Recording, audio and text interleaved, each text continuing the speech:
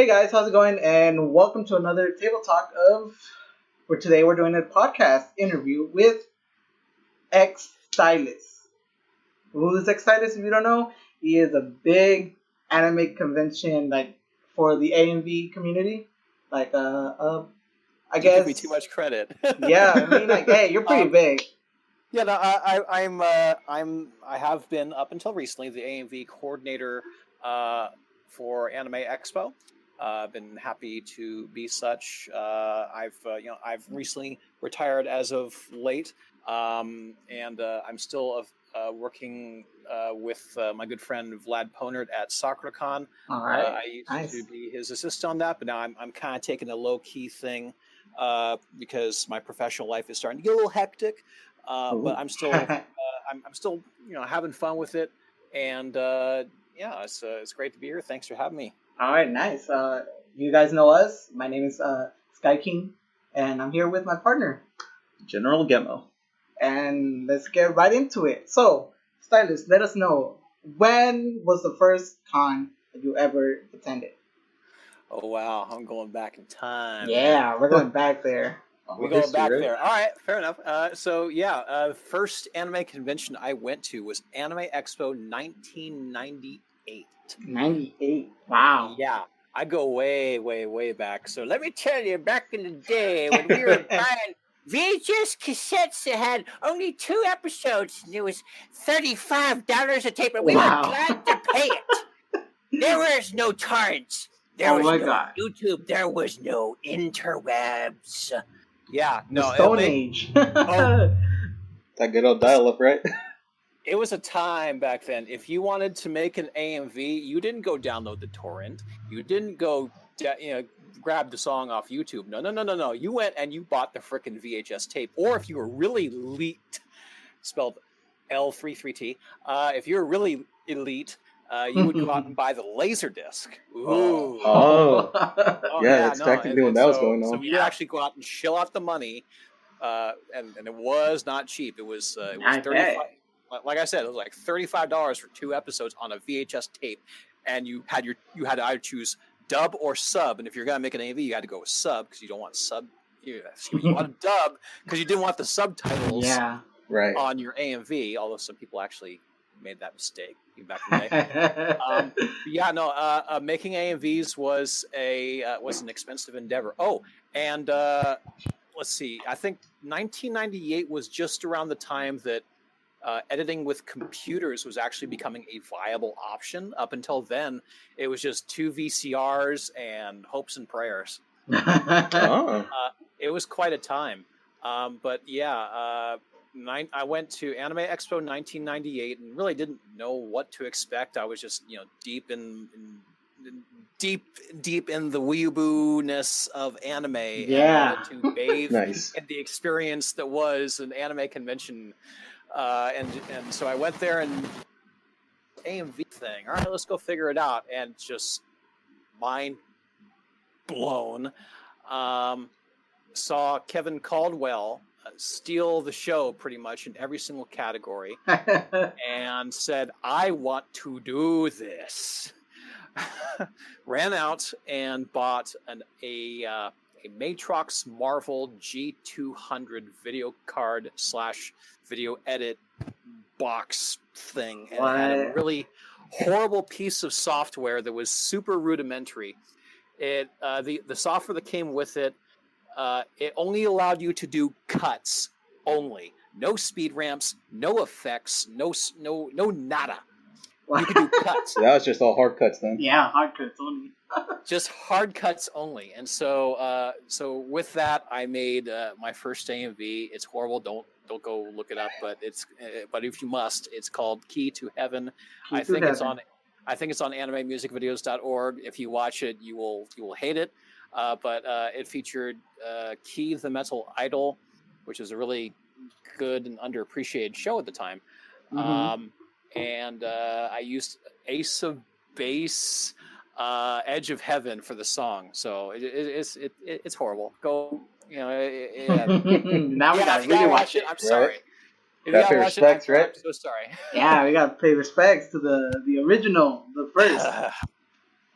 I made that. I then sent it to Anime Expo 1999, and they actually played it. I feel sorry for all the people who were there. Anime Expo 1999, however, was also the year when Kevin Caldwell's Engel debuted. That is probably a really, really well-known AMV. I'm pretty sure most people have heard of it, but if you haven't, it's basically Evangelion to Rammstein's Engel. Yeah. And it featured heavy lip syncing using Asuka, who is German, and the song is German. So it blew everyone's minds because you've got this really well-crafted, well-edited video that just fits so perfectly. And again, up until this point, keep in mind, the audience is used to AMVs made using VCRs. Mm-hmm. So to see something so well done with precision was really a game changer. And so Kevin brought that talent to making that video, and he also stole the other two categories as well, just as he did the year previous. So I think that was around the time when computer-based editing had really started to become the thing. The future had arrived, and this was the path forward. And basically, what I'm kind of doing here is I'm kind of painting. I'm going to paint a bit of a story through AX because AX has been pretty much where most of my exposure to the AMV world has been. I know there's this giant AMV community out east, but really I didn't get out much outside of my little sandbox of AX, so I can. I understand that. About that. Do you want me to just go down the road of various years? Because there's stories to be told about each year here. Wow. Go ahead. Yeah. Okay. So the picture I'm gonna paint here is basically how what really ends up stealing the show at these events is just showing the audience something that they haven't seen before. So, for example, 1998, it was Kevin Caldwell's computer-based edited videos that were so well cut. In 1999, it was Lip Sync Engel. In 2000, Brad DeMoss's trailer, Episode 1, which is basically Evangelion to the Star Wars trailer. It was one of the first trailers. Yeah. So nobody had seen anything like that before, so it stole the show. Then you've got, in 2001, you've got an AMV called Tainted Donuts, which basically merged into a cohesive story, Cowboy Bebop and Trigun, in a very funny, hilarious way. Nobody had seen anything like that before. It won. You've got 2002. This 2002 requires a little extra explanation. Go ahead. So 2002, I submitted an AMV that I have to apologize repeatedly for, even to this day. It's a video called A Total Waste of 6 minutes and 35 seconds. Oh, I remember that one. Yeah.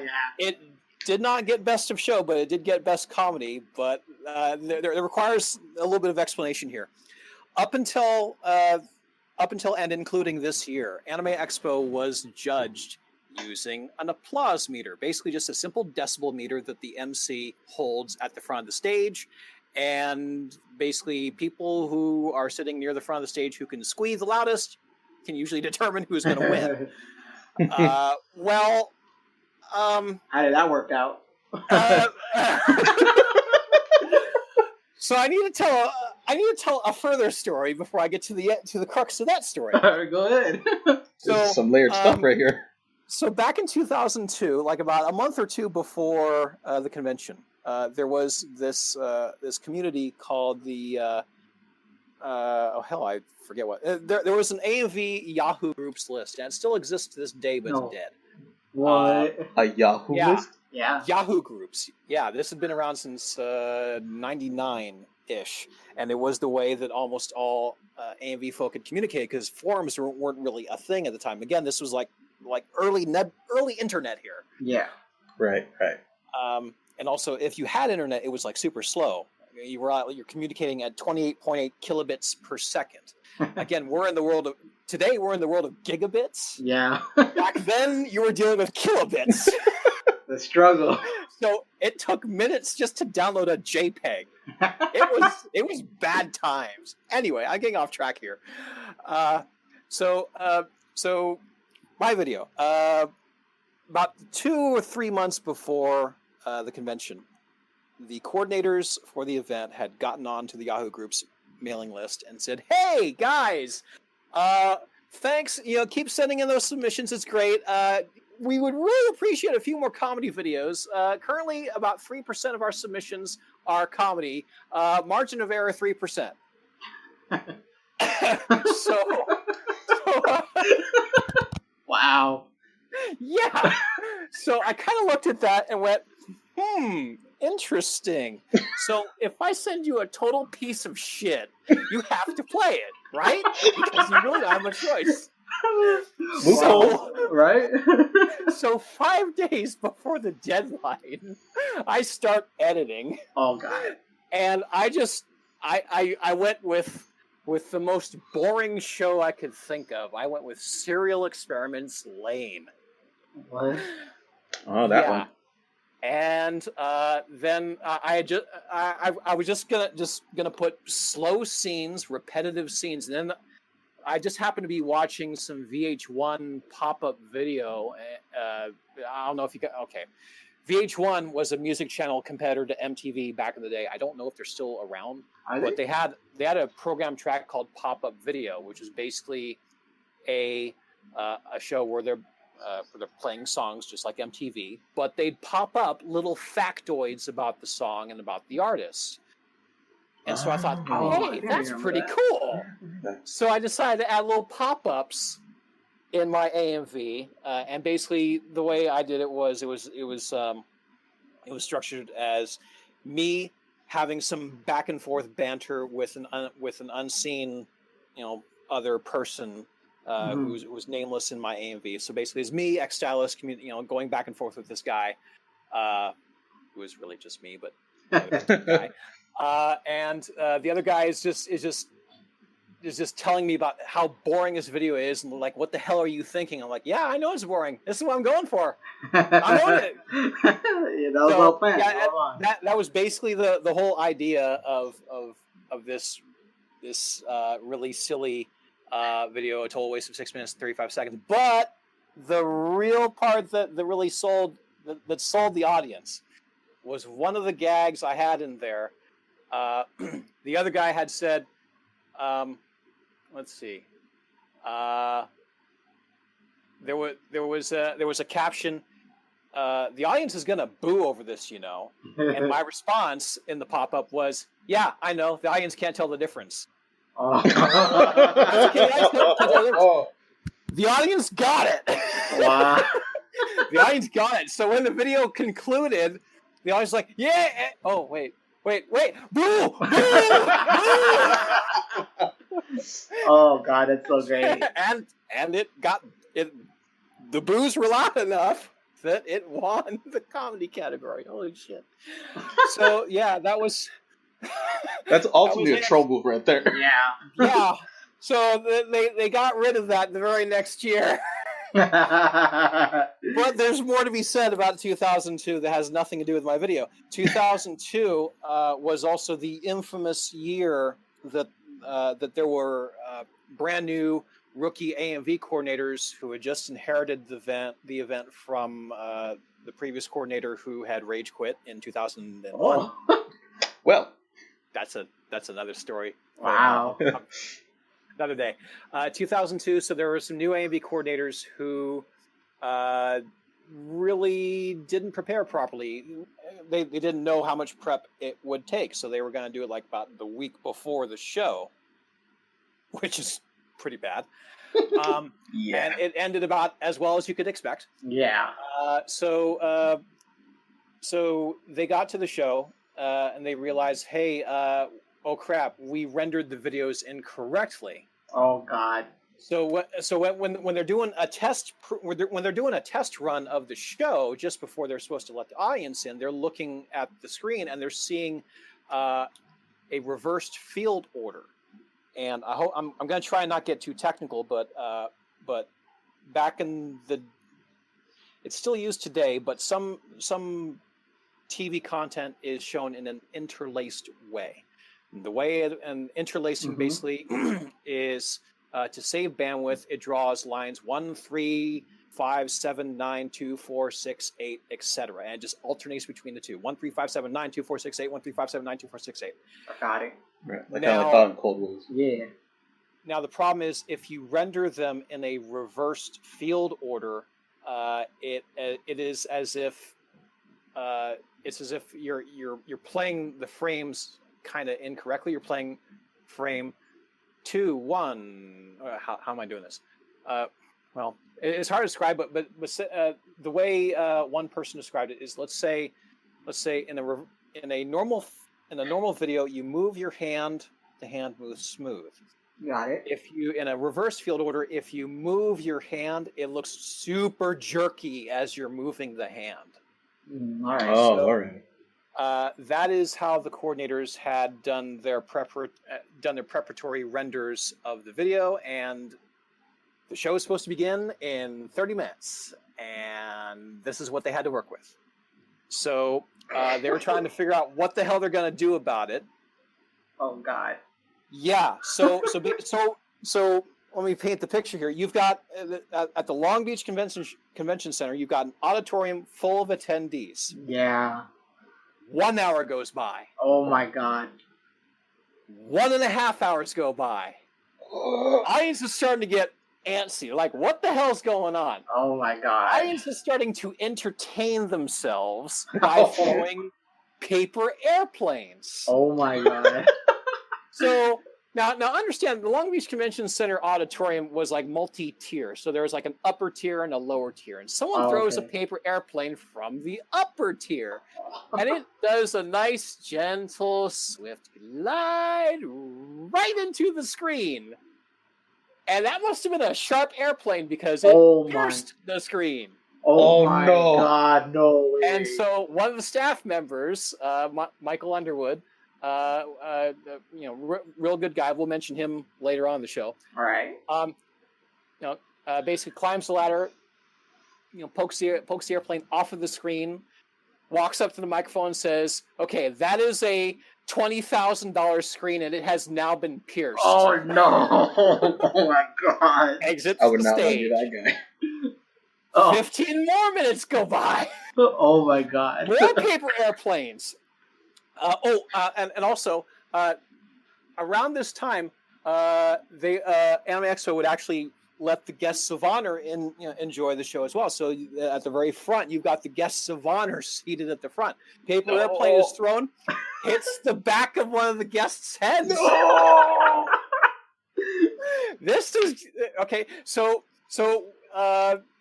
it's getting chaotic here. 15 more minutes go by. Oh my God, no way. We are shy of a riot here. Oh my God, I'm surprised it didn't start so earlier on. So finally, the coordinator comes up, takes the stage, and basically says, "Hey, look, we've got an issue here. We've got some technical. I forget exactly what he said, but we've got to postpone the show for technical issues." Audience is getting pretty pissed because now the coordinator is getting cagey as to what's going on, and Michael Underwood comes up and says, "Hey, do you want me to explain it?" And the coordinator thinks for a moment, and says, "Oh, sure. What the hell? Things are go ahead." How much worse can you make it for it? He didn't actually say that, but you could see it on his face. Is what he was saying. He was like, "Go ahead." So Michael takes the stage, gives the exact interlace, hand jerky. It gives exactly that explanation, almost the exact same way I gave it. Yeah. Move your hand, jerks back up. So he gave that explanation. And he basically said, "Hey, look, in order to give you guys a show worth seeing, we had to make the call to postpone the event. Otherwise, the editors would be..." Oops, sorry about that. I completely apologize. The dog went crazy. One second. See, they would go crazy just like that. That's about how crazy they went. Maybe I should leave that in. Maybe. Hold on. 1 second. Give us a second, right? We'll be right back. Okay, we're back. Sorry about that. Okay. Let's see. I'll try and pick up where I left off. Yeah, go ahead. Let's see.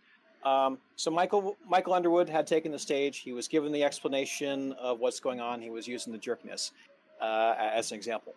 And what he was saying, excuse me, was in order to give you guys a show worth seeing, they made the call to postpone the event. And otherwise, the editors would rage.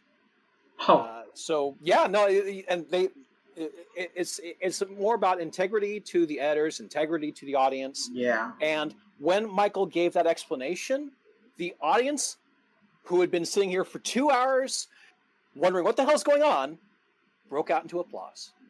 Oh. What? I expected something else. Broke out into applause, saying, "Hey, thank you for being honest with us. Thank you for giving us this explanation, and thank you for wanting to do right by the editors. They're still pissed that they waited 2 hours for nothing. Yeah. But thank you for at least giving us this explanation and for trying to preserve the integrity of the events. So it was like, all right, I can forgive you, but what the fuck? But I can forgive you. It was kind of the audience still mad. Yeah, I bet. So what they did to kind of mollify the audience was, I think they put on a movie. I don't know if it was the Cowboy Bebop movie or what it was, but they had some sort of premiere that they were doing at AX. They decided, hey, we're just going to do a reshowing of this thing we're doing as a premiere, just to say, here you go. But so the AMV competition basically got postponed to the following morning. Wow. So now again, thing to keep in mind, okay, is to fix this situation required a lot of horsepower, because again, keep in mind, this was the Dark Ages. Computers were not fast. So the coordinators were basically collectively just holed up down in the basement of this convention center with a couple computers and just re-rendering videos on the quick.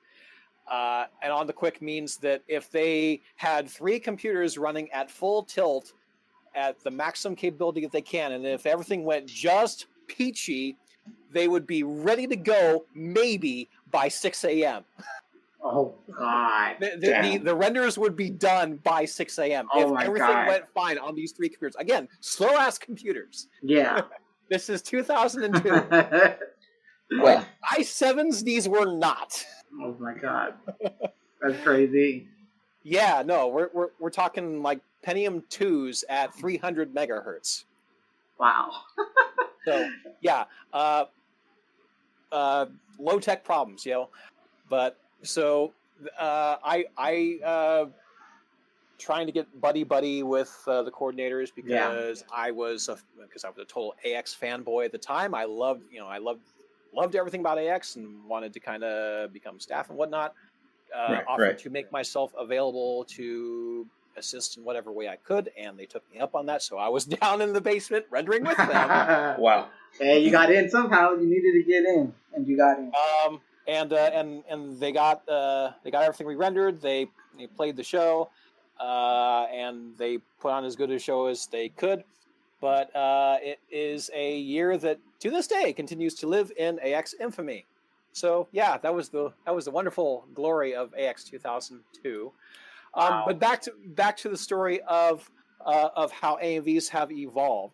AX 2003 was, I think, the year that Kupaskivia's Euphoria debuted, and it was a very effects heavy AMV. I don't think it actually won. I think, but it really did. It really did impress the hell out of the audience. I think what won was a really fairly cheap comedy video, and that was kind of that actually was a bit of a precursor to something I would later learn when I was becoming an AMV coordinator. I'll get into that later. But 2004 through 2005 and 2006, I kind of fell a little bit off the AMV radar at AX because I was doing something else at AX. I was, I think, with the guest relations department. And when you're with guest relations, you are pretty much doing nothing but seeing to every need of guests that you are assigned to. So got it. if that meant that you had to be with the guests during the time that the AMVs are playing, well, then you aren't going to go see AMVs. But one thing that did start to become noticed among the AMV community there was AX was starting to get a bit cagey with regards to AMVs. AMVs, as I'm pretty sure many people know, it's a bit of a gray area, and AX, about it. yeah, AX was starting to get a little cagey about that, in that although they had this AMV competition, they would never put it in the program guide. They really wouldn't give it too much promotion. And by the way, there's these AMV panels that are run by a few fans or AMV coordinators. Well, yeah, they would let them run those panels, but they would say you are not allowed to show any AMVs during that panel. What? Oh yeah, no. What AX was getting so cagey about AMVs, they basically said you cannot show AMVs at your panel. Okay, one panelist one year, I think it was like 2006 or something like that, said, "Here, look, AX, I have got permission from the songwriter to use this to play this AMV. How about it?" And AX is like, "Well, did you get permission from the rights holder of the video? No? Well, nope, you can't play it." Damn. So, yeah. AX was getting really, really cagey with regards to AMVs. And it's like, people thinking like, well, if you're going to be this much of a coward, why don't you just get rid of the freaking competition well, okay, some people were asking that question, but kind of rhetorically. Yeah. But it was really strange. Like, you're being so cagey about AMVs, yet you've got this AMV event. Granted, you're not playing it in the program guide because you guys are freaking cowards. Yeah, that really put a sour note with the AMV community for a good long time. And then comes 2007. Another year that lives in infamy. Okay, so just to give you a heads up, I kind of call it the curse of Long Beach. 2002 was in Long Beach. 2003, 4, 5, and 6 were back in Anaheim, which everyone seems to remember Anaheim fondly with regards to AX. But 2007, they had to go back to Long Beach because Anaheim had already been. So okay, they were in Long Beach one last year, but sure enough, damn it, there was some epic fail. So 2007. Here's another great story, and in fact, I think I've only spoke of this story in person at various panels at AX. So you might be the first to have this. This might be an exclusive deal. Oh, nice. So I'll tell you what happened, and I'll tell you the backstory. Got it. So 2007 AMV competition. Actually, I need to give you a little bit more background. All right, go for it. So 2007. I don't know who was running the programming schedule for AX that year, but they made a bit of a rookie mistake. They had a lot of concerts. They had booked a lot of high-profile concerts, and they had booked every single possible hour of their program schedule with concerts. Now, there's a problem with that. You need to leave time for rehearsals. You need to leave time for things to go wrong. You need to leave time you need budget time for shit to happen. Yeah. Right. But they booked so much programming into their main events block. And so there was one concert artist that decided that they were going to take their time in taking the stage. And this is not something that's exactly unusual. There are some performers who, just for the sake of building suspense, will delay in taking the stage because they think, for whatever reason, some artists like to do that because they think it might amp up the audience, or maybe an artist just is trying to throw a middle finger to the coordinators of the venue. Who knows? Who knows what the reasons were? But be it as it may. one of the artists early in that day decided to take their sweet ass time taking the stage. Now, when you've got a program schedule that is booked back to back, this affects every event thereafter. And it only compounded. So you've got event number 1 that took their sweet ass time. Well, now you've got event number 2 that's having technical, and then you have event number 2, which had a technical issue, so they were late to start. And then you got event number 3, which was having whatever other issues. Maybe they didn't get enough rehearsal, so they were doing their best they can to get a last minute rehearsal in. Really couldn't. They were late taking. Either way, they were late taking the stage. And then finally, at the end of the day, you get this little thing, the AMV competition. Okay. Which was supposed to start hours earlier, but okay, well, now they're about ready to start at p.m. But there's a problem. Long Beach Convention Center has a requirement that at 11:59 p.m. you must be done. The venue shuts down at 11:59 p.m. until the following morning. So there is nothing that is supposed to be happening after that time. AMV competition is getting ready to start. It's 11 p.m. It's a 2-hour event. No. Oh my god.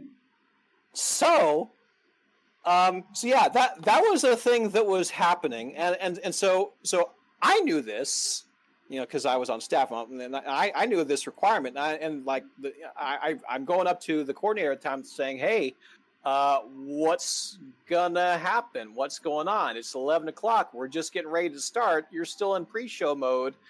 Are we gonna be okay? Because things have to shut down 11:59. He's like, don't worry about it. I got it under control. I'm like, okay.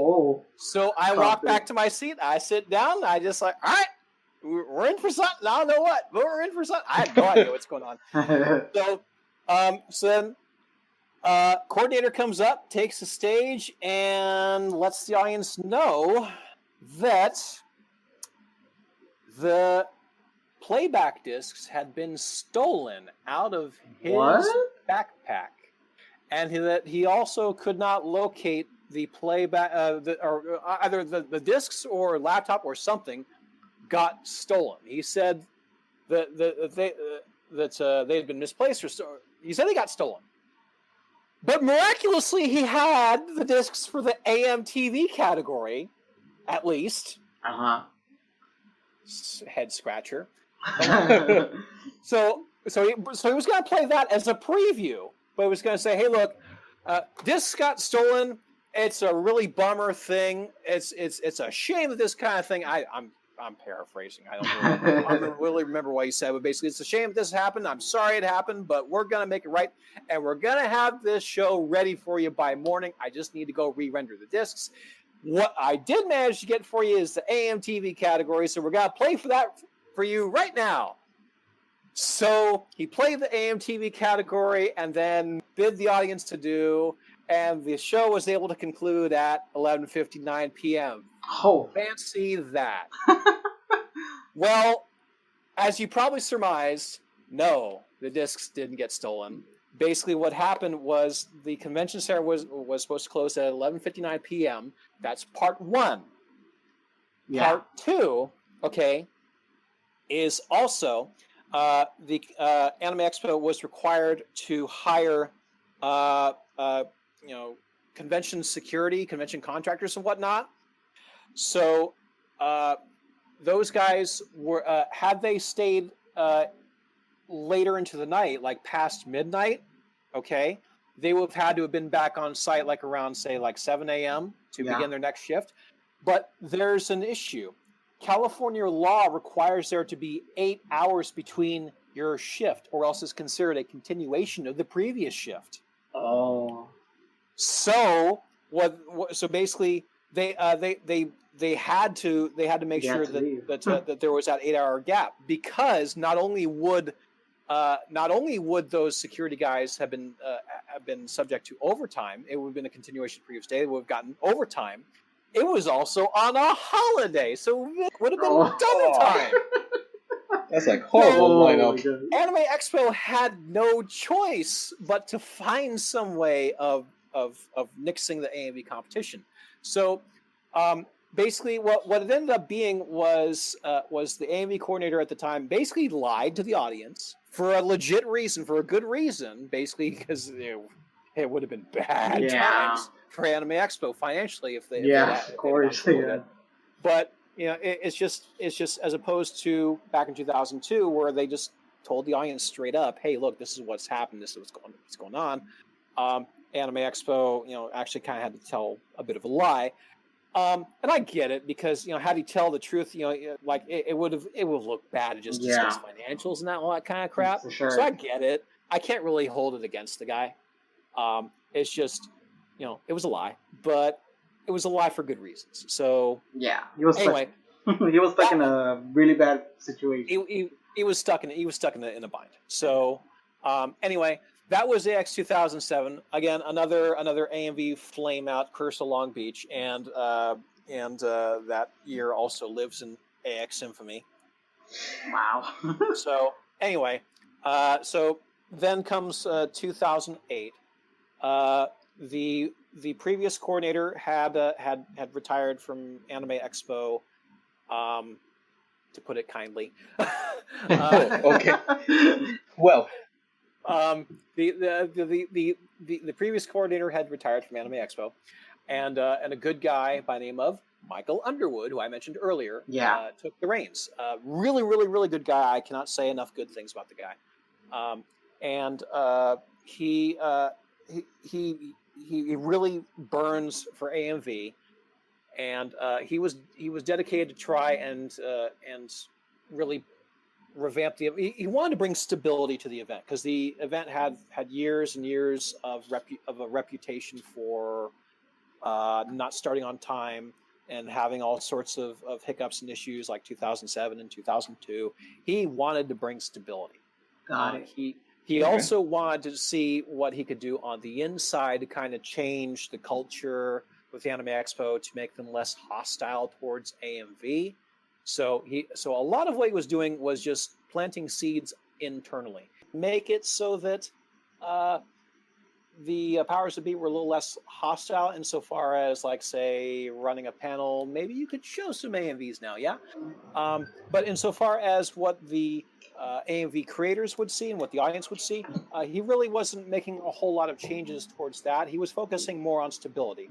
And to be quite honest, the event was really in need of some overhauling and some revamping because it really had not changed much since 1998.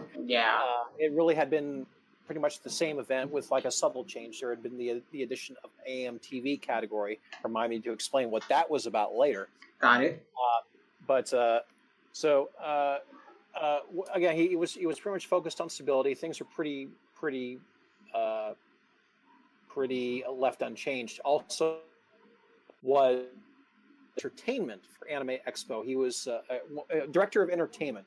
He was very, very high at the AX food chain, and he also was running this AMV competition as kind of like a side task in partnership with his fiance at the time.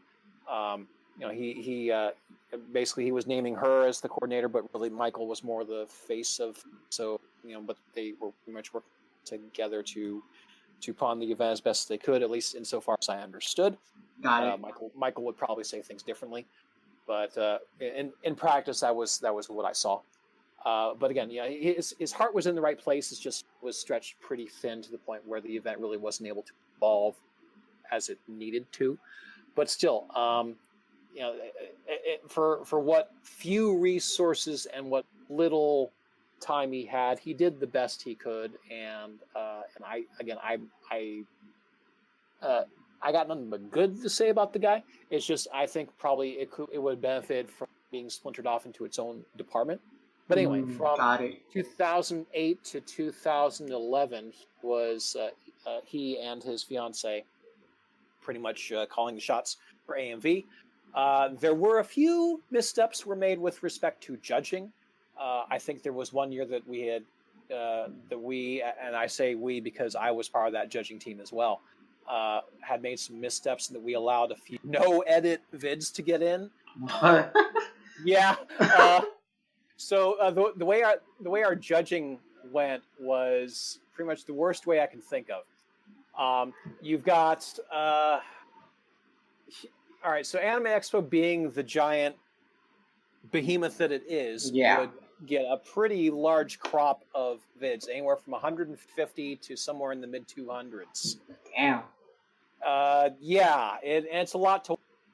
What we would do is we would all meet up at the Anime Expo office, sequester ourselves into a room at odd hours of the day, starting at 6 p.m., and not crawl out until like 11 a.m. the next morning. Oh my God. And we would just blitzkrieg through these videos, okay? And we would just turbo through these videos as best as we could.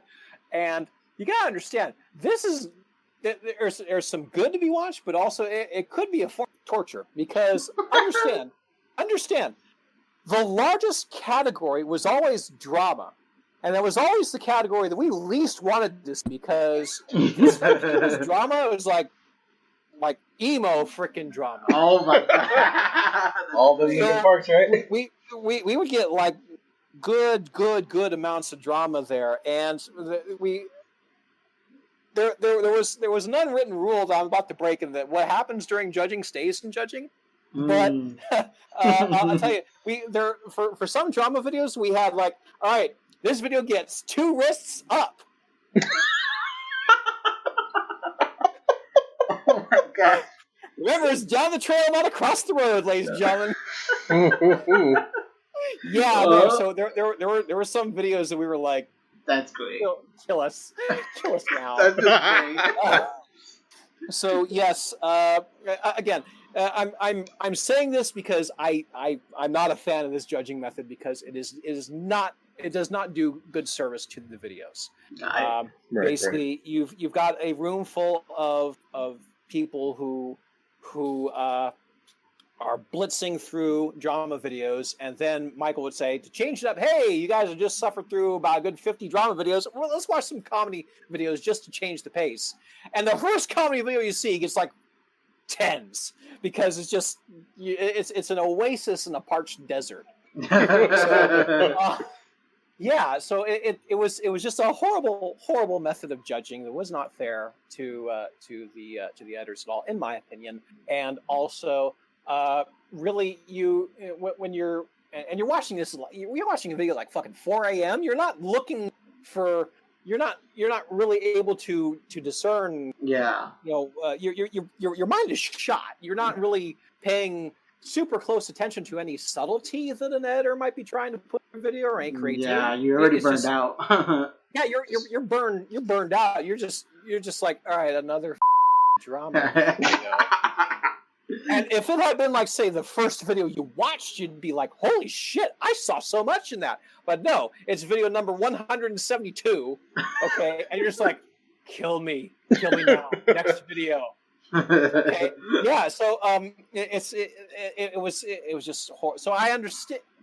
It kind of explains why some no edit vids were allowed in, because there might have been something flashy, and maybe it was flashy stuff from a show that we hadn't seen.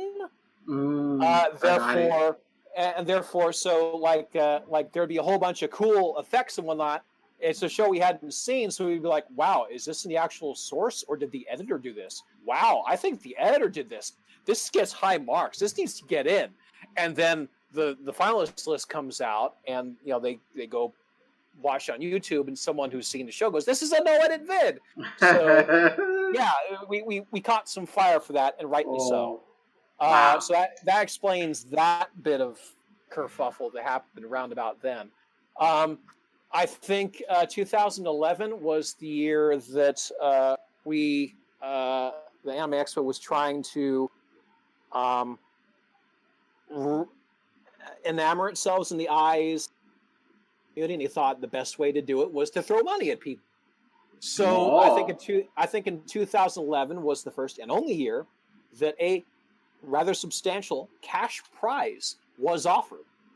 Damn. And and so the powers to be thought, hey, this is going to be great. The AMV creators are going to really think this is great. No, the AMV creators hated it. Wow.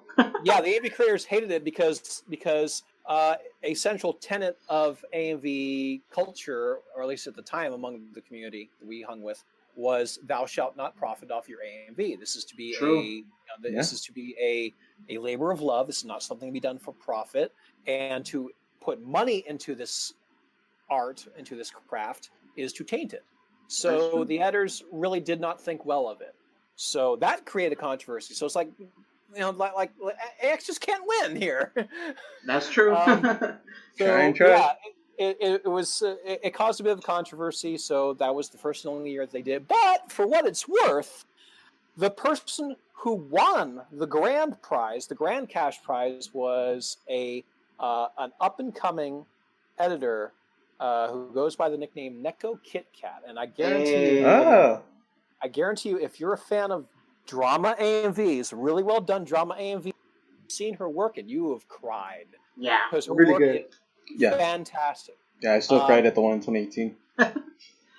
Yeah, so I can think of no one more deserving than her. Like, if you ever met her, she is the sweetest thing you have ever met. She is. She's precious. So she took that cash prize and she invested it in a really nice computer editing rig and made that her craft. And she just took and ran with it. The way I view it is that cash prize was an investment, and it has paid dividends. Hey, what was the amount, if you don't mind me asking? Oh God, I don't remember the exact amount. It could probably be Googled, but my hazy recollection, I think the grand prize might have been, $10K. Yeah.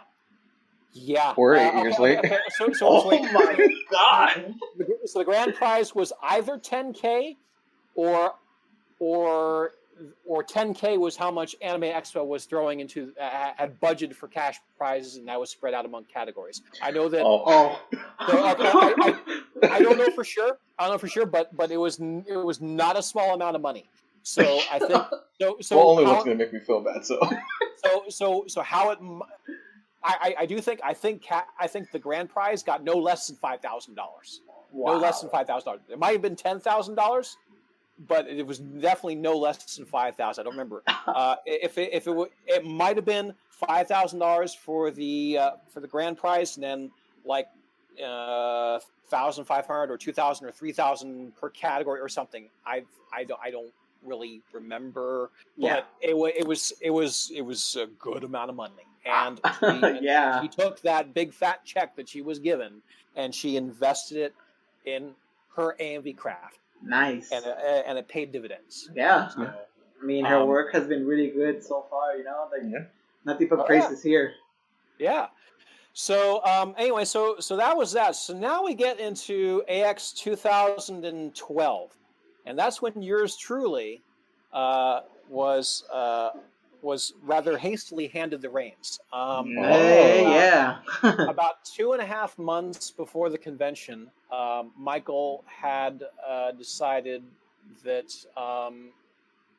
being on staff with Anime Expo was no longer for him, and there was some politics involved on that,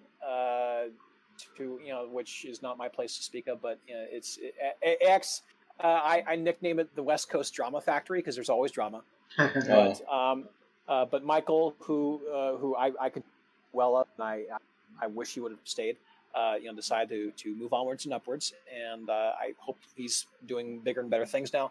But anyway, what he did was he had a sit-down conversation with me, and he said, "Troy, I'm leaving Anime Expo, and you are the best person in the organization I can think of to handle AMV. I would like to hand the reins over to you. My first and strongest suggestion to you, Troy, is to get an assistant. Number one, because you will need one, and number two, because you are too harsh." And I am, and to this day, I'm pretty ruthless with judging. During judging, I am a stickler for video quality. and if a person did not meet a bare minimum standard for video quality, I'm stepping back to 2009, 2011. If a person didn't meet a certain standard of quality, those standards being don't have subtitles in your fucking video. Okay. Golden rule. Like basics here. Don't have DivX logos in your fucking video. Don't have studio logos in your video. Don't get that trial version. Don't have credits in your video. Basics. Just and Michael, bless his heart, would say, well, sometimes that's the only footage available to you. To which I go, no. This video hasn't got a hope in hell. So why are you we've got 100 some odd video watch. You're gonna make it through this one. It doesn't have a chance. You know it doesn't have a chance. Please DQ. But no, so Michael did his level best to ensure fairness, even if it meant wasting our time that much more. Anyway, so the point being, I am very harsh. And so Michael said, Troy, you need an assistant to rein you in. You need someone to be able to let you know when you're being too harsh. So fair enough. I understood. He was right. Yes, I'm harsh sometimes. I need someone to rein me in. I freely admit that. To which, at that point, I had to kind of go on a search for, who can I work with who'd be willing to do this? To which I'm going to get into a bit of a story of how I came to work with a certain person who I know you've heard of. Who is he? I'm about to tell you. Yeah. So, rewinding about a year or two, back during the controversy of how a few no-edit videos got into Anime Expo, and during the big giant chat threads that ensued thereof on the animemusicvideo.org forums, the conversation on that thread had then meandered into whether AX might potentially have an AMV theater or AMV room.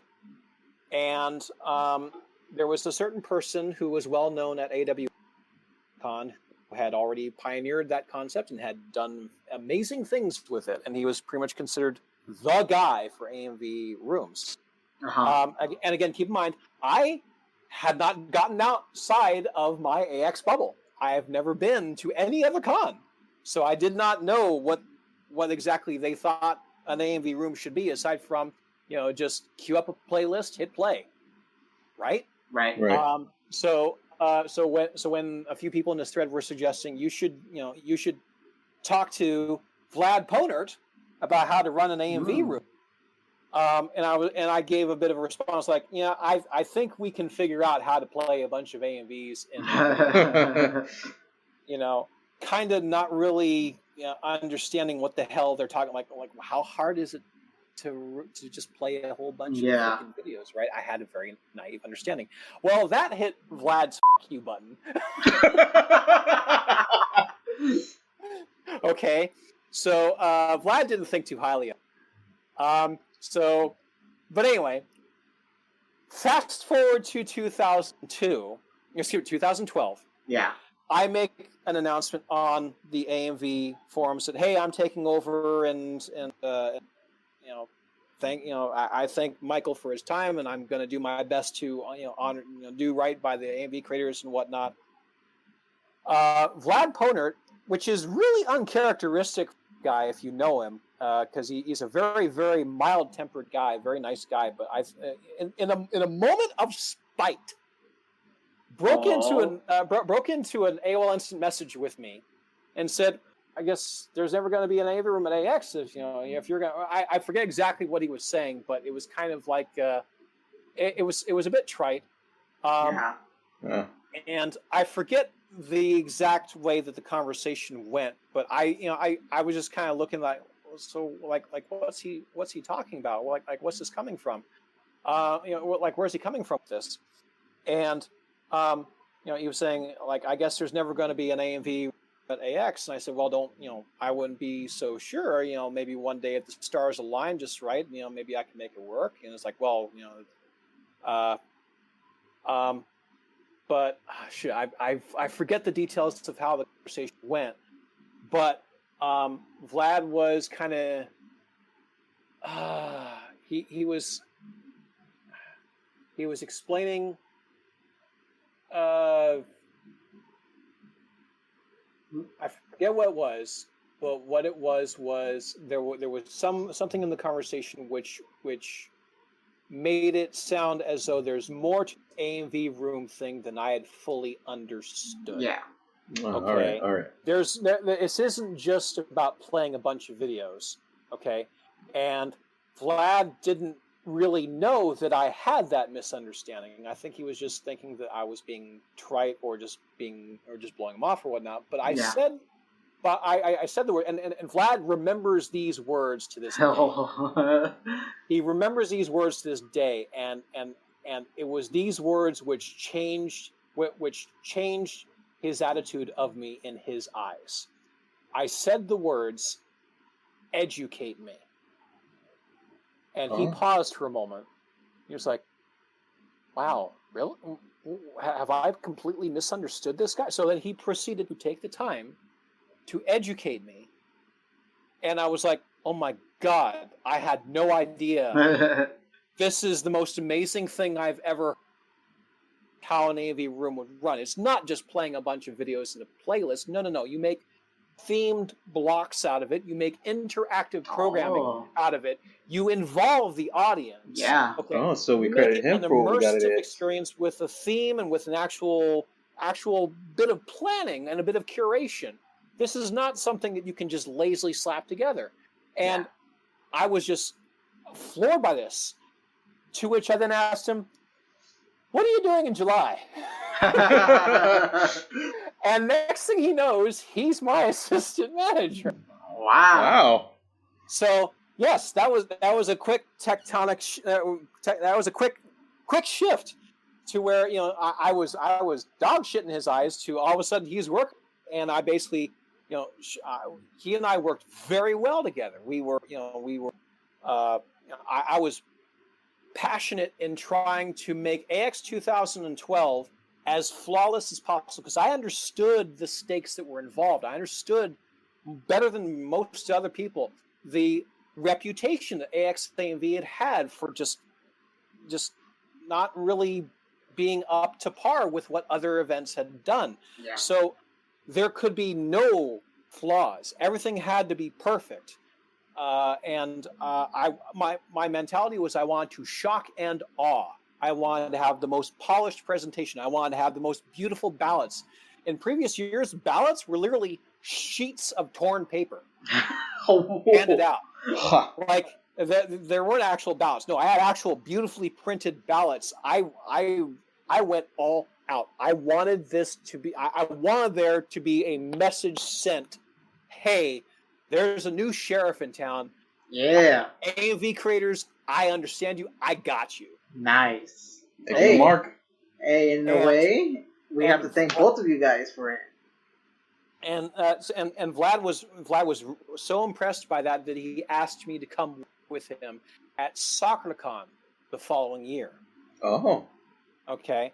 So that was when I came aboard to SoccerCon, and basically the way it worked was the way it worked for the next couple of years was he worked under me at AX, I worked under him at SoccerCon, but in effect we more or less did the same thing, split the same duties, pretty much did the same, did more or less the same, regardless of the con. A year or two later, I was then introduced to another really awesome gentleman by the name of Jason Fiore, who goes by Usharo. And he basically completed the triad. To where we've now created a really a three-legged stool. If either of us were to disappear, kind of our whole way of doing things just kind of falls apart. The dream team. We really work extraordinarily well together. I've got many stories that I could also share regarding what things were like running these competitions from 2012 on through to 2018. I don't know how late you want to go, but I'm good. So it's all about how late you want to go. I've already gone over AX history. Now I can get into what it's like to run an AMV competition. But I'll leave it to you as to how far you want to go. Yeah, got it. Should I continue? Yeah, go for it. Go for it. All right. Yeah. So let's see. Let me explain a few things from AX 2012. Again, as I mentioned, there was enormous pressure on myself, on me, that I just felt everything had to be flawless because I just want things to go perfect. One thing that there was a flaw that it sounds trivial, but to me it was like end of the world. So it is 1 hour before show start. Okay. Yeah. And pre-show is playing, audience is seated. I'm determined, come hell or high water, this is gonna start on time. So people are getting seated into the auditorium, pre-show's playing, lights are still on. I go and I ask, hey, we gonna turn off the lights? Oh yeah, the facilities guys are just trying to get to the breaker and they're gonna get it taken care of. Okay, no problem. 15 minutes go by, lights are still on. Hey, lights? Oh yeah, no, we're still working on it. Okay, fair enough. 15 more minutes go by. Guys, lights. Like, there's some sort of technical issue. They're working on it. Just sit tight. Okay. 15 more minutes go by. 15 minutes before show start. Guys, lights. How many times do I keep telling you? Lights. Turn off the freaking house lights. And they're like, they're continuing to mollify me. Like, Troy, we got this. So, okay, all right. 2 minutes before show start. Guys. The lights. Lights. They're like, Troy, we know, we got it. I'm starting to lose my shit. My temperature is starting to get into the thermonuclear level. Oh man. I'm a very, very calm person, but when it comes to this event, I'm losing my shit. So I'm like boiling. Okay. 30 seconds to show start. And the decision needs to be made. All right. Do we roll another block of pre-show and wait for the lights? Or do we just go? And I say, roll another block of pre-show. So I go, I'm glaring at people like, what the is going on with the lights? T plus 30 seconds. Show is supposed to start. Playing another AMV just to stall. Yeah. Finally, one of the tech people come up to me and say, Troy, okay, lights can't be turned off. Oh no. Actually, I'm getting ahead of myself. Yeah. So let me so roll it back. Okay, yeah. 30 seconds after show is supposed to start. I'm thermonuclear. I'm backstage. I'm uttering, about ready to shout it, but realizing that people in front would probably hear me if I shout it, so I speak it in stage whisper. This is about to get X-rated. Oh boy. Don't worry about it. Do I have to suck to turn the lights on? Okay. Oh my gosh. Not a good bleep right there. It's great. To which then one of the tech guys finally comes up to me, realizes that I'm going apoplectic, and says, all right, Troy, I got an answer. Fire marshal says lights have to stay on. Oh. My anger went poof, it vaporized. It just disappeared because he said the key word fire marshal. Fire marshal is God.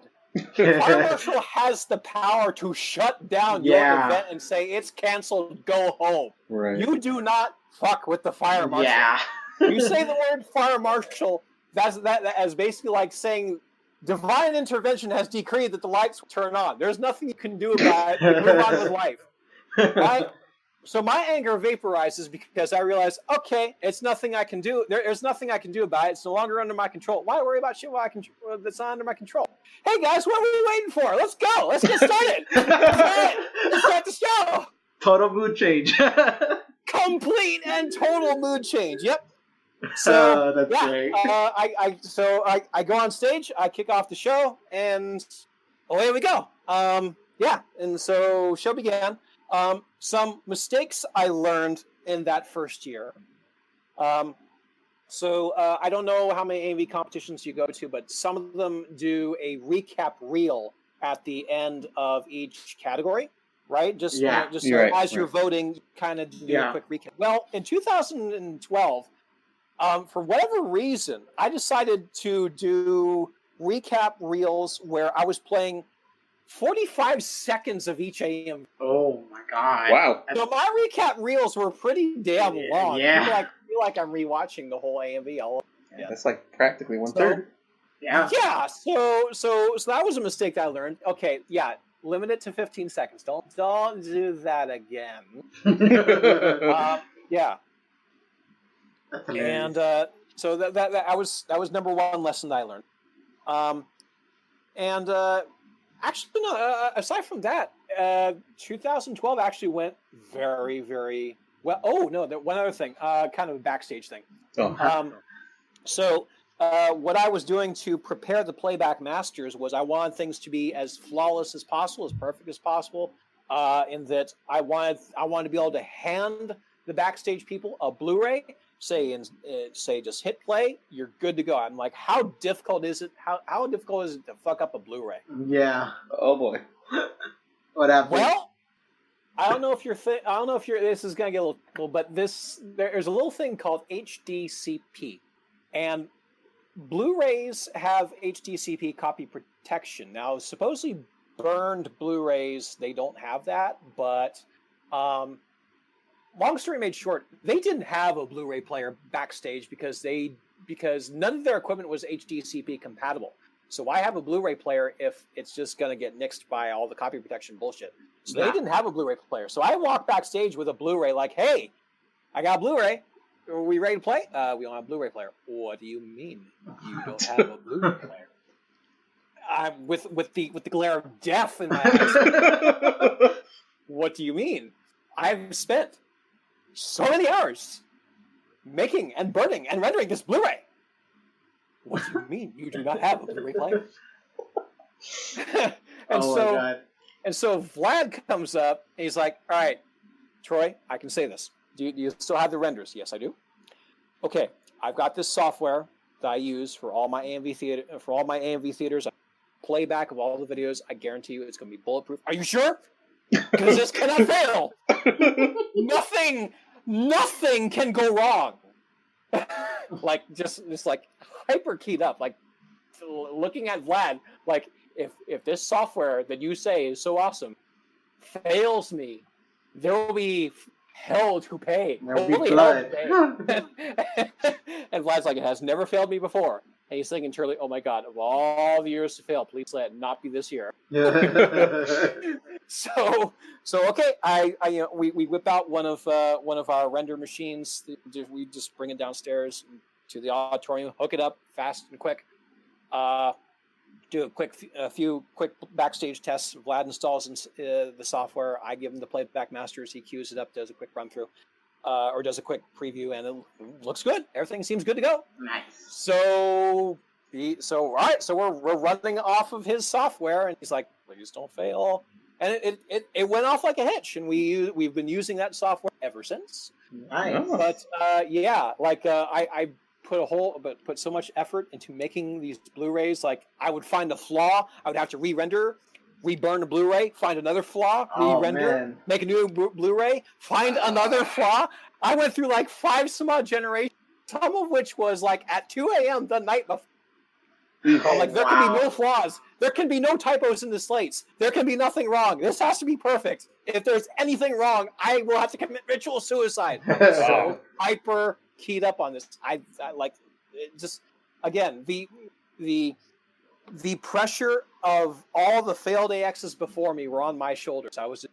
This would be so perfect. So it was just oppressively overwhelming. But I wanted to show that, hey, there was a new game in town.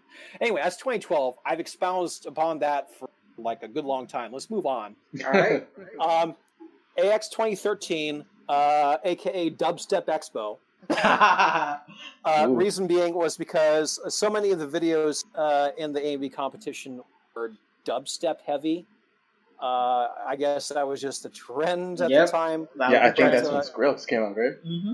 Yeah, there was just a whole bunch of dubstep videos on that, and it was still a good year. It wasn't our best, but it was good. Things went pretty well. It was the first year that we no longer had the AMTV category. So I had mentioned I was going to get to that. Let me espouse upon that a little bit. Again, rolling back a little bit. AMTV was it originally started kind of sort of back in 2002. Back then, the coordinators at the time had like 3 videos that they just couldn't figure out where to put them in what category.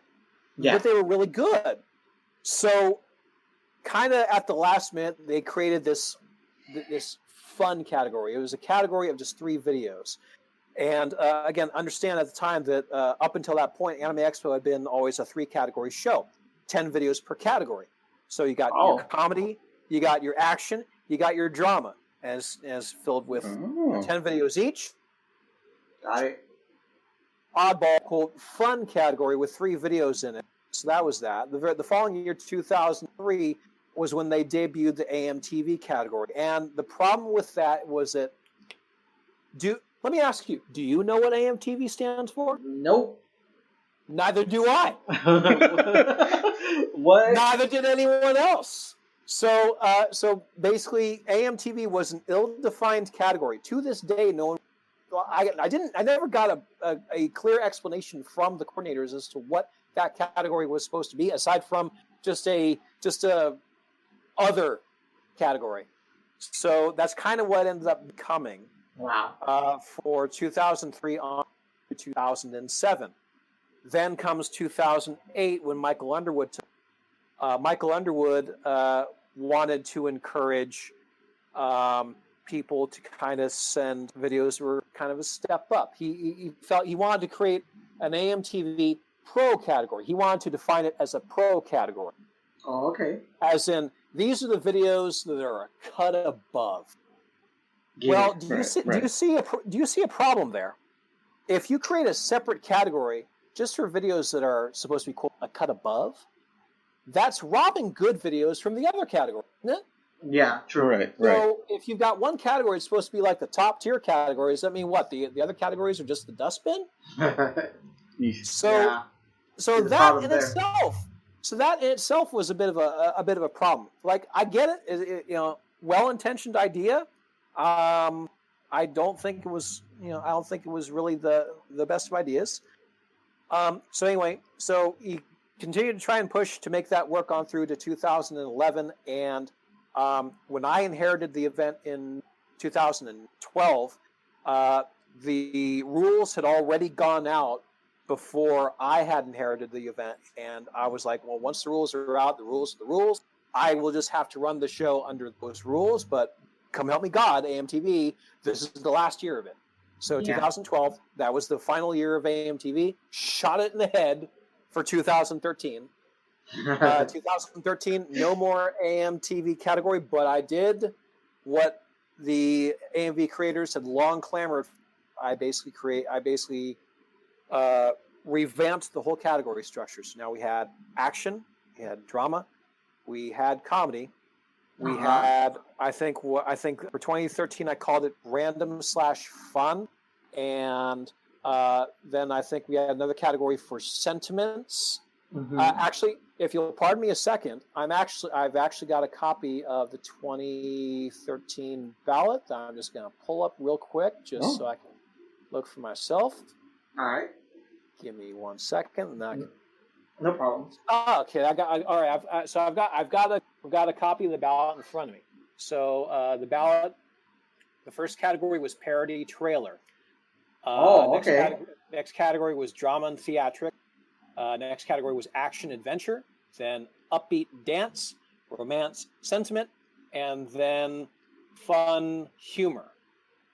Now the reason why. So there's a lot of lessons about things. Okay, so here's some inside baseball for you, just regarding categories.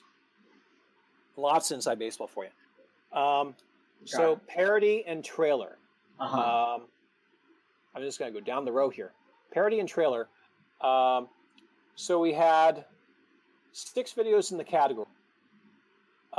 1, 2, 3, 5 were trailers or intros or commercial, were either trailers or intros. And then the last video was kind of a parody, kind of a somewhat interactive parody called "Testing is the Future." Okay. Oh. So now here's the thing to note. Okay.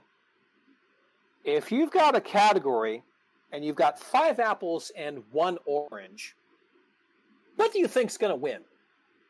Okay. Basically, you've got a category where you've got 5 apples and 1 orange. It just doesn't fit. You've got 5 trailers and you've got this one parody which is nothing like the trailers. Yeah. So it was then that I realized, okay, this is not exactly the best way to blend these things here. Trailers should stand on its own. Maybe you could mix it in with intros or commercials, but parodies or whatnot, they should be bunched in. Right. So Testing is a Future ended up winning the show, and it totally trounced the trailers. Okay. Drama theatric is it's drama theatric, like it's gonna be what's gonna be. But it was like every other year, like the overwhelming majority of videos would be submitted to mention would be drama, and as just a recurring theme that would continue on and on and on. People seem to love their drama. They always want to submit a whole bunch of them. I always thought it was going to be action that would always take me. Action action runs pretty close, but no, we usually get a whole bunch of drama videos more than anything. Yeah, and so it's kind of a sad thing in that drama is the most fierce category because we get so many of them. We would get like maybe upwards of 40 to 50 videos just in that category alone, and we're only gonna play 6 of them. Yeah. Actually, that year we played 7. So you better know that whatever videos make the final that category, those videos are awesome because there's a whole bunch of really good videos that didn't make the cut. Yeah, right. So that's there's much that could be said about drama on that. Action adventure, action that we get a good amount of videos, not nearly as many as drama, but it gets a good showing. There was a category up dance. One thing that you'll find as we get through to the various years, I'm constantly always tweaking the categories, just trying to refine these to try and put square pegs into round holes, or or I don't know if I'm making sense here. Basically, I'm trying to find the best way to curate the videos to present them to the audience. And the problem is that you sometimes have got adjectives that don't really mesh. For example, upbeat and dance. Those are 2 adjectives that, depending on someone's definition of upbeat, that could blend well with dance. Got it. But right. There are some people whose definition of upbeat actually might be more appropriate for, say, sentiment. Got it. Right. You get it? Yeah. Like upbeat, as in an uplifting video, something that makes you feel inspirationally good about the world or whatnot. And you're putting those videos the same category as dance. Does that really fit? No, not really. So I would find that I'm constantly having to redefine, what adjectives I'm using for each respective category. As I move each successive year, I'm constantly always tweaking the categories. Romance and sentiment, that's always been romance and sentiment, but it was kind of a bifurcation of drama. In that back in the previous years, romance and sentimental videos would get mixed in with emo drama videos, and I would, and I felt, you know what, they really kind of need to be separate, because since like say back when romance was mixed in with drama in like 2011 prior, okay. The drama category would be like north of 80 videos. Damn. Okay, it would be just a behemoth of a category. So it merited separating them into separate categories. And then you got finally you've got fun. And now previously it had always been comedy, but the problem was that AX 2013. There were a bunch of videos that we'd received that there were really no videos that we received that were just straight up hilarious, funny. So we were like, okay, what do we do about this? Well, we take the videos that were kind of like fun and whimsical, and we mixed them in with kind of like the mildly comedic, humorous videos. We called it fun. So one little tell that you would sometimes be able to see at Anime Expo and SakuraCon, you could kind of tell how good the comedy was, because if we called it humor, it was kind of a watered down year. If it was comedy, then it was a good comedy year. Got it. So that's a bit of a tell. Anyway, 2013 was the first year that I was able to really shape the rules kind of the way I wanted. I would always make further changes to the rules thereof, but they would pretty much stay mostly the same thereof. Yeah. I think that was the year that was me and Lad brought Jason aboard yet. I think I would bring him aboard either 2014, 2015. 2014 was pretty uneventful. We had a pretty good crop of videos that year as well. Nothing really stands out to me insofar as... actually what really stands out was that was the year that Vlad and I nicknamed the... the meat grinder. Oh boy. Yeah. What that was that I think was the year where you had where things just infrastructurally were just collapsing. That was the year of the Reg line that went 2 miles all the way down to USC, and then had switchbacks underneath the freeway underpass. Oh my God. You probably saw the articles about that. Yeah, I remember. It was a rough. It was a rough year, but basically there was it was nothing that we would let be visible to the attendees, but insofar as just getting support on the staff level, our hotel our hotel situation was kind of screwed up. It's a whole bunch of things on the staff level was just really breaking down for us, and made it to be a year that was just horrible for us. The attendees had fun; that was what mattered, but we were beat. I'm not going to go into great detail on that. There's a lot of behind the scenes stuff that makes staffing for Anime Expo pretty laborious. Anime Expo being the giant by 2018, its staff count was, I think, somewhere north of 2,000. Damn, that's a small convention. 2,000 people is a convention itself. That's true. So. Yeah, so Anime Expo has gotten pretty huge, and the bureaucracy had started to grow with it and started to get a little laborious to work under. All right. But, it kind of comes with the territory of a big company. It's just that it was kind of getting to a situation we're kind of hating the actual act of being on staff, but the rush that we would get when we're at con, pulling off an event for the audience, kicking off the event, having a whole bunch of people cheer for us, having that stuff was what really recharged us. And then one thing I wanted to mention, I don't know if it started in 2013 or if it started in 2014, but there was this family called the Ladon family, or the I'm trying to put a picture of it, but there was this family of slightly it was a slightly older couple who would bring us a box of donuts every year. Actually, I remember seeing that. Yeah, I remember that tweet. Yeah, the tweet. Yeah, I would make a tweet of it, and it became an annual ritual, and like nothing else that touched me. Like this person giving us this gesture of this box of donuts. Like it's just a box of donuts, but the symbolism of it meant the world to me. Like I was almost in tears.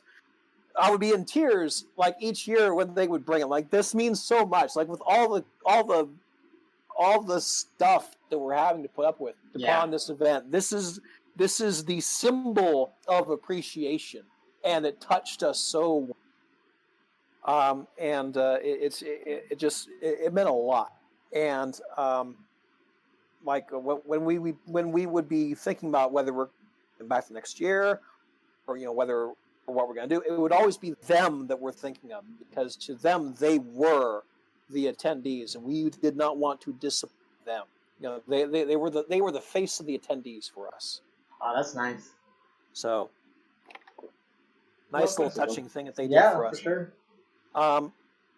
2015, I think, was the year that Jason came up, and it was at that point that I handed over handling the video assets over to him. He took and ran with it and did awesome things. He was able to take things to a higher level. I was able to focus on more of an administrative aspect of it, of just navigating the bureaucracy and also being the interface between the AMV creators and the attendees, basically being the face of the event, while Jason was handling the video technical aspects of it, and Vlad was handling the logistics for the AMV theater, which indeed, as I allude to, is immense. There's because he's curating a well thought out playlist for every single activity, and the AMV theater runs throughout the entirety of the convention, and he was having to curate a playlist, a full programming track for each block. That's a lot of work. Yeah, we remember going to them. There's the best part of going. And Vlad is an engineer and by trade, and he's really good with planning and with statistics, and just he's very, very, very detail oriented. So it was the kind of thing that it's just in his nature, but it is a unique skill set that that you're just not going to find again. So if someone else were to try and take up his role, it just would not be the same as have been found out later. Yeah. When we later decided to retire, but it was also at that point when Jason came aboard that we really started to crystallize our workflow and our process with respect to judging. So prior to that point, I think 2013, 2014,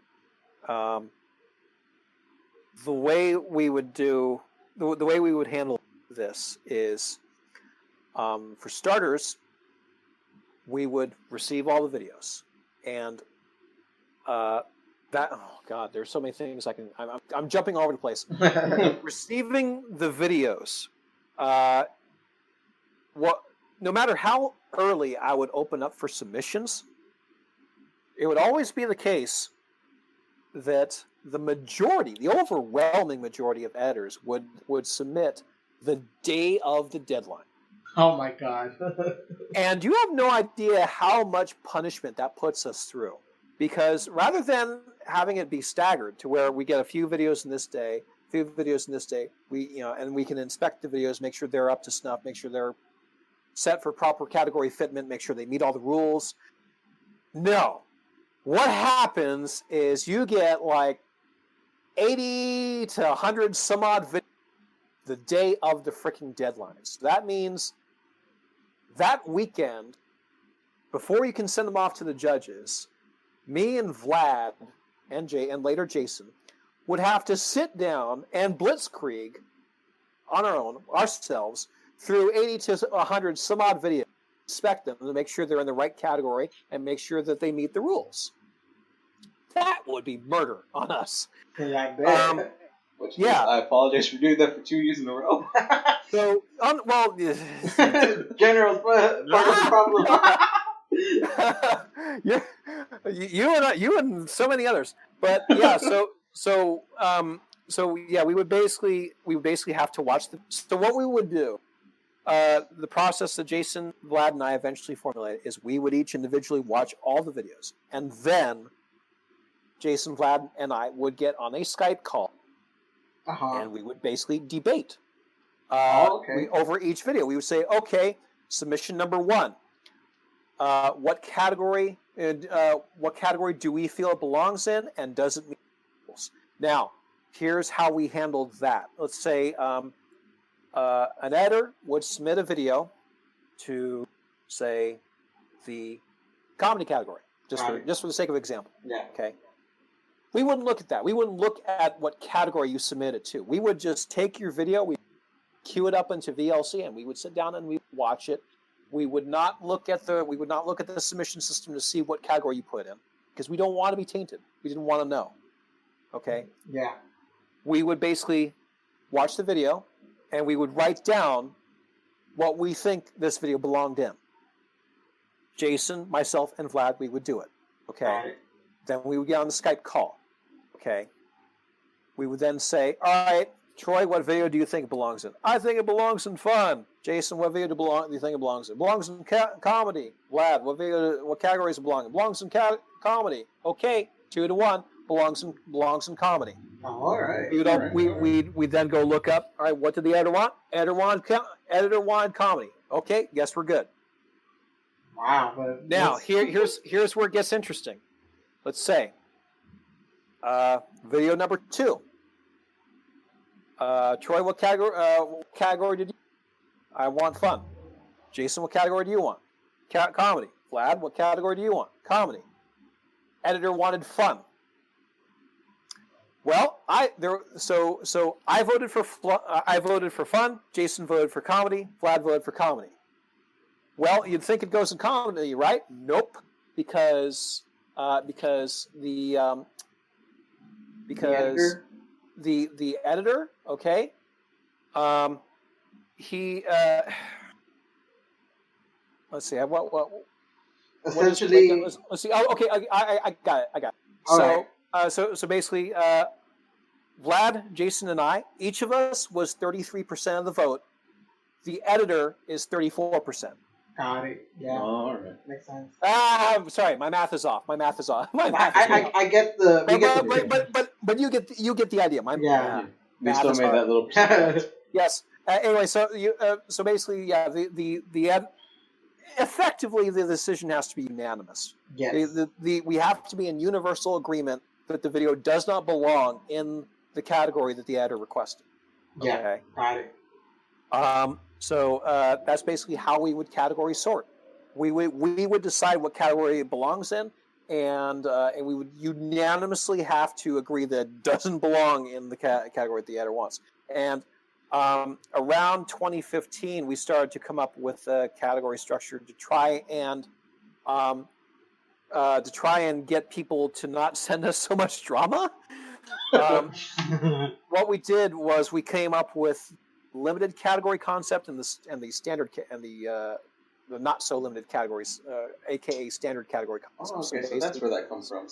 Yeah, what was so you've got the juggernaut categories. They're always going to have a lot of submissions. You got drama, you got action, and you got sentiment. You're allowed to send one video to any of those 3 categories. Oh. You can send to drama or action or sentiment. Pick one. You can send one. As for the other categories, you can send 2. If you haven't sent anything to one of the limited categories, well, then you can 3. to the not so limited categories. Does that make sense? Yeah. Right. Okay. So basically what it was we're just trying to say, hey, we got these other categories. Yeah. Send us to them, please. Don't just send me free drama videos. Got it. Yeah. As some people would, some people do. I think early on, like 2013, I think I allowed people to send up to 3 videos, and I get people to send me 3 drama videos, and I'd be like, oh god. Yeah, no. Fun time. Editors, they love their drama.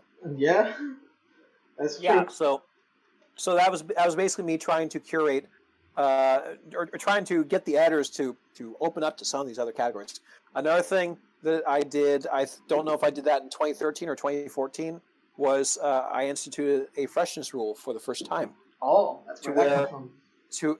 To where you can't send me a video that's like 5 years old or 2 years old or whatever. Basically, it had to have been made within the past calendar year.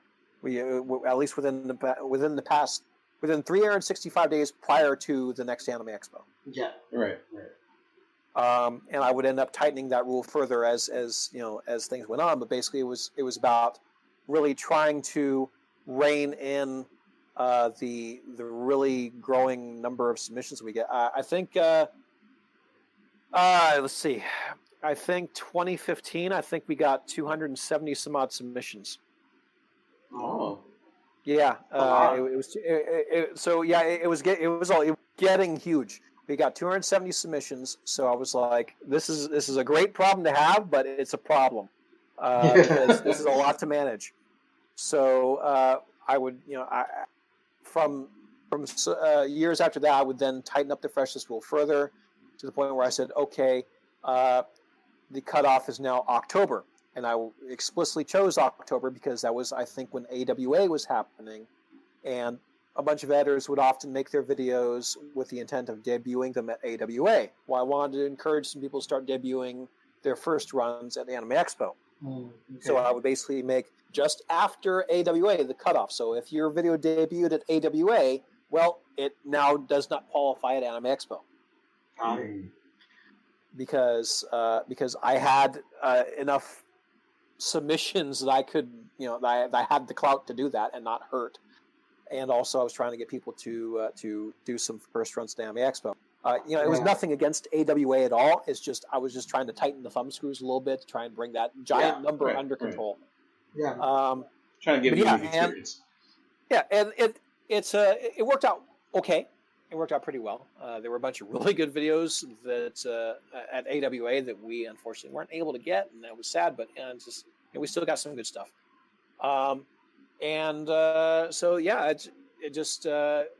By 2015, 2016, we started to have things pretty well dialed in. It was starting to, just become a process for us. We really had hit our stride. We were learning just how much people really loved their drama.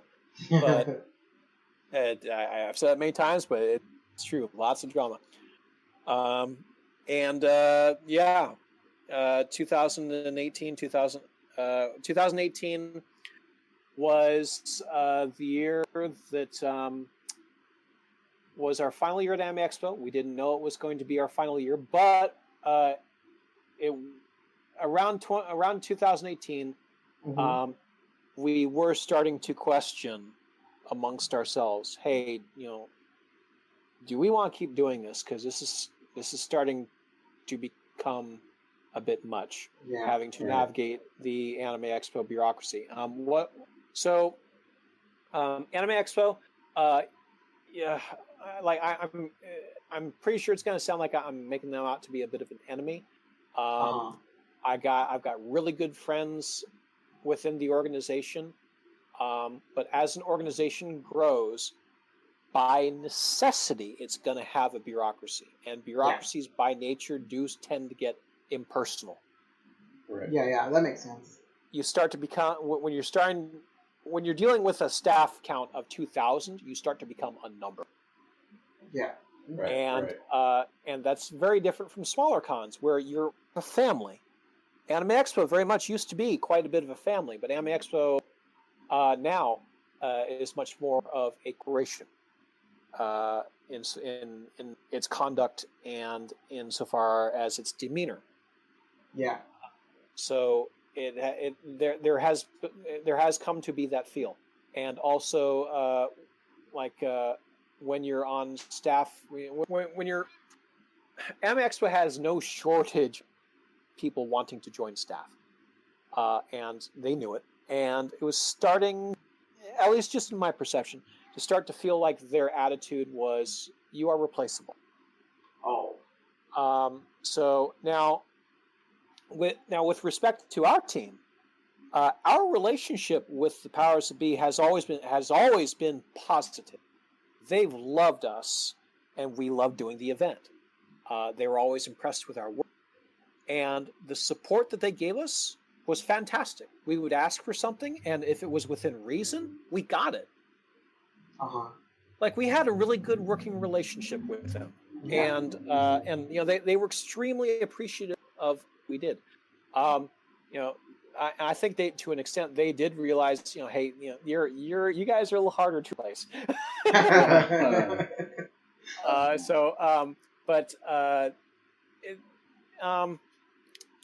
We've always had a good relationship with it, but again, there's lots and lots and lots of paperwork, lots and lots of bureaucracy, lots and lots of things that can go wrong, lots of little things. It's kind of a death of 1,000 cuts, and like little things that individually aren't really a whole lot, but collectively you start to get frustrated and fatigued over having to deal with a bunch of minutia. Right. I'm not going to go into great detail on it, but just like it starts to add up. Basically, it was a death of 1,000 cuts. So anyway, we were debating whether we wanted to continue subjecting ourselves to that. And interestingly, as we were cleaning up on day 4, we had an attendee that actually overheard us debating, hey, what's up? Are we attending for next year? And this attendee said, you can't quit. I've already bought my passes for next year specifically because of this AMV room. You can't quit. We need you. It's like, oh shit. Well, the pressure. Right, I guess we're in for one more run. Right. So, we try anyway. So we start getting Let's see. After the end of con, we wait about 2 months to recuperate, 2 or 3 months to recuperate, and we start opening a dialogue with the powers that be, saying, "Hey, look, we're getting ready to plan for next year. We're on board, but there's some things you should probably know. And we would like to have an opportunity to discuss them with you." And no response. Interesting. And after like a couple weeks, then we finally did get a random note, but it wasn't sent to us specifically. It was sent to our entire team. And if you'll pause for a moment. Got it. Give me 1 second. I'm going to pull up something. Okay. So we are receiving an email, and it wasn't addressed. It wasn't addressed to us. It was addressed to our team, and it was along the lines of, "Hello. If you're receiving this email, it means you are a volunteer of Anime Expo's AMV department for 2018. Thank you for all your hard work. To further SPJ's goal of improving the experience of Anime Expo's attendees, the decision has been made to do some restructuring. In particular, the 2019 AMV department be restructured to undergo internal changes, including, but not limited to, changes to our AMV policies, procedures, as well as how the AMV department will run for 2019. With that in mind, we invite you to reapply for the AMV department, but please understand that there is no guarantee that you will be selected back into this department." What? "We ask that you consider applying to volunteer in other departments as well. This is by no means a reflection on any events that happened in 2018, as your efforts were and are very much appreciated. SPGA is simply looking to revitalize the department. Wow. Sincerely, the manager." Anyway, so that was the note that we got, and and this caught us completely out of left field. We're like, what the hell is this? Yeah. Because again, understand, up to this point, our relationship had been fantastic. Yeah. Like any support we needed, we got. And everyone was all smiles. Everyone loved us. So we really didn't understand what the hell this was about. And so we sent a message asking, "Hey, can we get some clarification? What's going on? What is this about?" And we didn't really get a response. So I like we really didn't understand what this was about. And so after about a month, I think a month and a half, we just said, you know what? I think this is a good time to make our exit. Because obviously something has changed. We don't know if we're being fired or if they just want to make changes. And if they want to make changes, what changes do they want to make? We don't get it. We don't understand. And no one's really responding to us. There's no communication here. I'm personally, in my heart of hearts, I'm willing to chalk it up as just a miscommunication. Yeah. But you can't clear up a miscommunication if someone's not talking to you. We were asking for clarification. We never got it. Right. So we ultimately said, you know what? We're good. We're done. We're going to gracefully take a step back and let Anime Expo evolve the event whatever way you wish. Okay. So that's kind of what it was. I eventually later, it came to be that I did manage to have a sit down conversation, like many months later, with my manager, and was able to get a little bit better of an explanation. And what it was where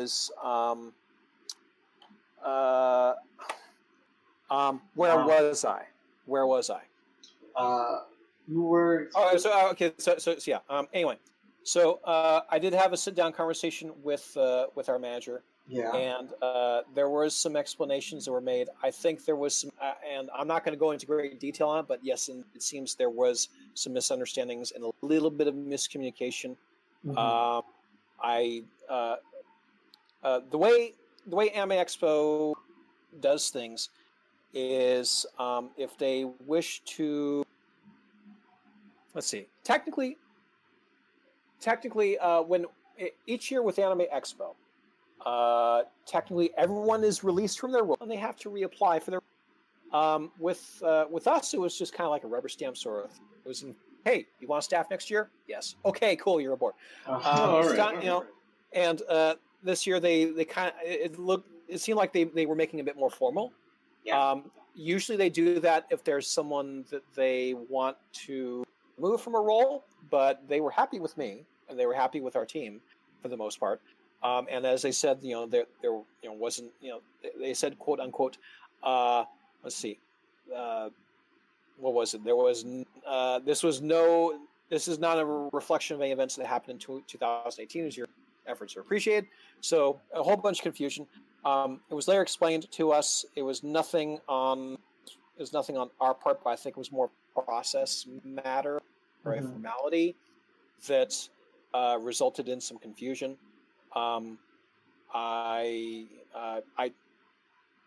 be quite honest, there's still some parts that confused me, but ultimately things ended up being as they, and we ended up parting ways, and a new team came forward.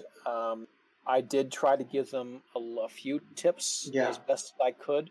I was like low key bitter. So I wasn't gonna give them all of my cards, but at the same time, I didn't want to take it out on this new team. Mm-hmm. I didn't want to take it out on people who were trying their best, or who weren't responsible, but we're also trying their best. Like I talked to a new coordinator. His name is Dante, and he's a really good guy. Yeah, had a good chat with him. Got along great. I would have loved to have the opportunity.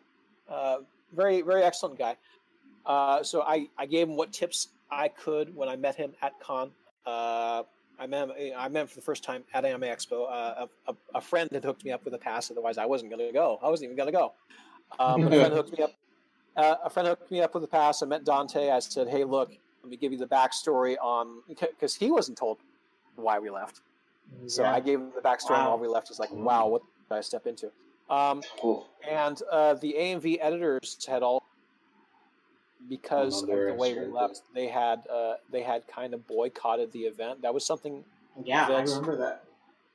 That was something that I went to great extremes to neither encourage, but I also wasn't going to discourage it. But I did not want to be the one who was fanning that. Yeah, right.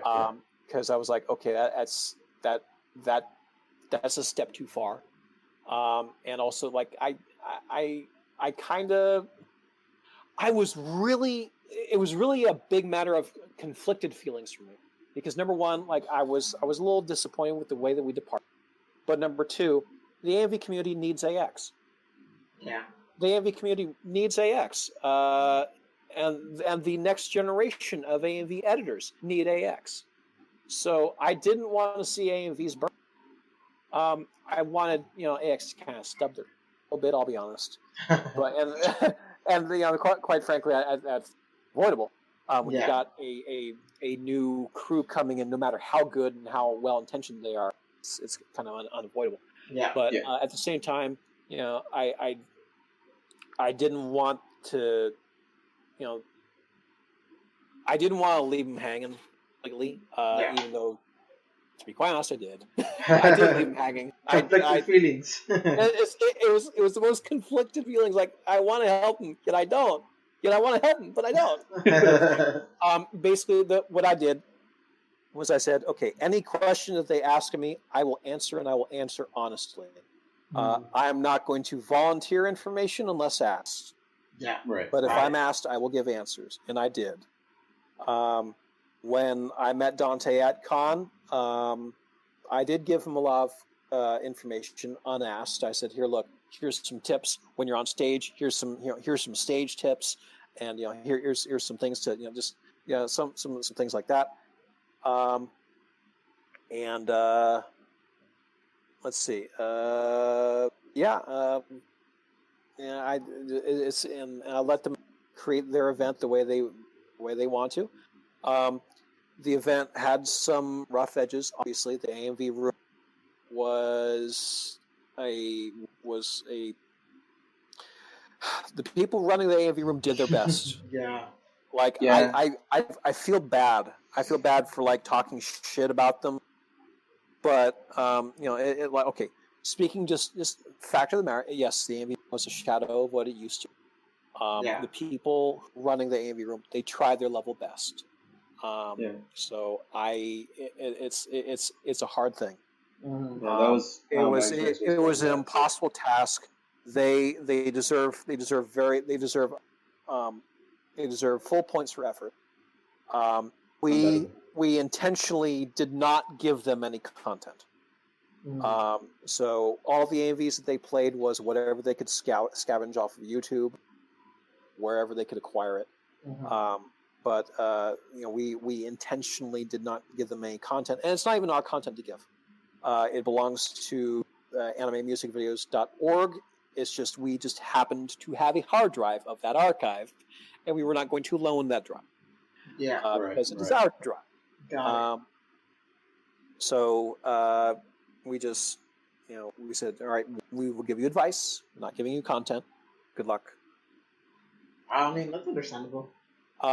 Dante did his best to put on a good AMV event. It indeed had some rough edges, but for a first-year coordinator who was running things, his deadlines were like super close to the wire, like suicide. That was I'm pretty sure you might have seen some of the deadline. Like he had a deadline, a submission deadline, like I think it was like in early June. Like the first week of June. Shit. Yeah. There's so much prep to be done. I'm like, you are setting yourself up for epic, visible, on stage, flaming fire failure. Yeah, me in general So, yeah, go ahead. Yeah, I was low key worried for the guy, but he managed to pull it off. Yes, there were rough edges. It did not have the level of polish that we had, but it did have some polish. And it was a show, and it did this job, and it was entertaining.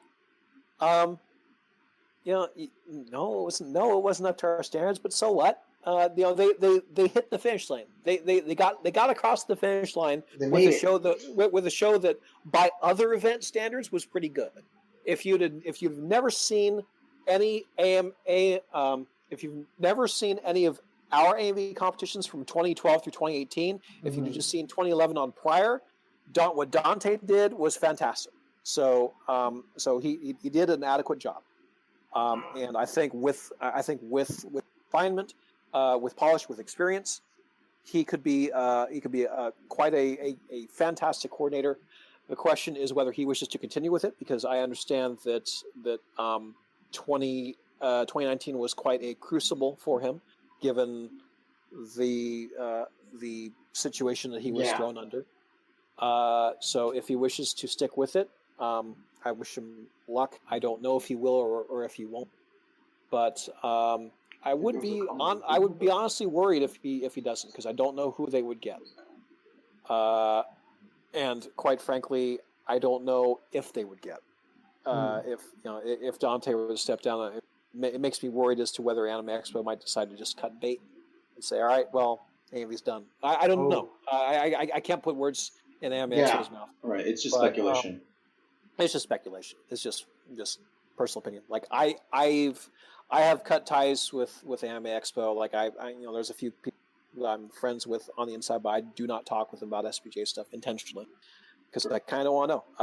I'm kind of done with that part of my life. Like I was an SPGA cheerleader for a good 16 years, and when I left, I felt like we were kind of disposed of. But for what it's worth, I don't want to look at it in a negative way. I want to be grateful. I want to be grateful for the past 16 years.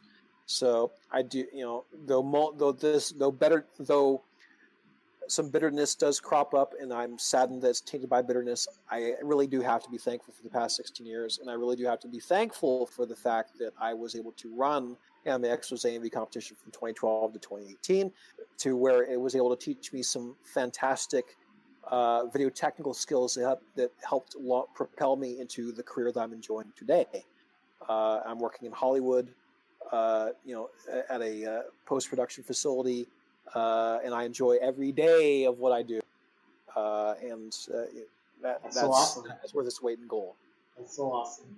That something that that was a hobby. Started as a hobby, led to a profession.